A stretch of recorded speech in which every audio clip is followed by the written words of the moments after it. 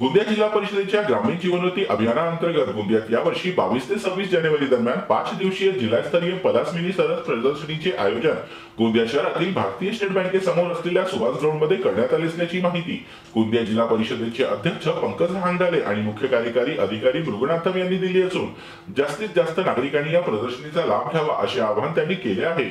सबसे पहले सबको बहुत बहुत नमस्कार।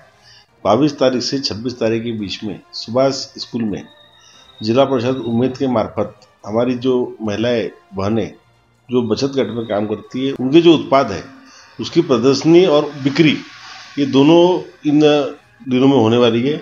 मैं सभी गोंदिया जिले की जनता को उपरोक्त कार्यक्रम में आमंत्रित करता हूं और एक हमारी जो महिलाएं जिला परिषद की उम्मीद के माध्यम से जो बचत गट के माध्यम से काम करती है उनका उत्साह बढ़ाने के लिए आप सब यहाँ आए ऐसा मैं सबसे आग्रहपूर्वक विनंती करतो। धन्यवाद। नमस्कार, मी मुरुगानंदम, CEO जिल्हा परिषद गोंदिया। आपल्या जिल्ह्यामध्ये पलास मिनी सरस कार्यक्रम आपला सुभाष ग्राउंड गुरुनानक स्कूलकडे होणार आहे। आपल्याला 22 पासून 26 पर्यंत आपल्याकडे 100 गटांची प्रदर्शन होणार आहे। त्याच्यामध्ये आपल्या जिल्ह्याची आणि बगरच्या जिल्ह्याची महिलांनी बनवले वेगवेगळे पदार्थ आणि तसेच आर्टिफॅक्ट्स आपल्याकडे प्रदर्शनामध्ये ठेवणार आहोत आणि विक्री करणार आहोत।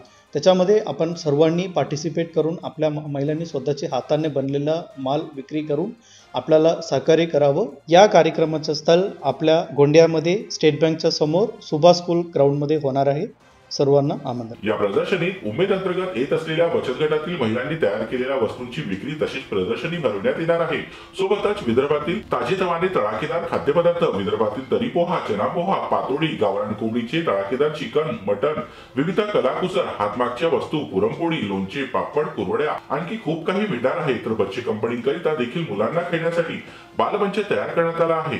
सोबतच विविध लोककला, हास्य प्रदर्शन, संगीत मैफिल अशा एकाहून एक कार्यक्रमाची मालिकाच या 5 दिवसीय प्रदर्शनीत अनुभवायला मिळेल। त्यामुळे एकदा तरी या प्रदर्शनीला भेट द्या आणि ग्रामीण भागातील खाद्यपदार्थांचा आनंद घ्या।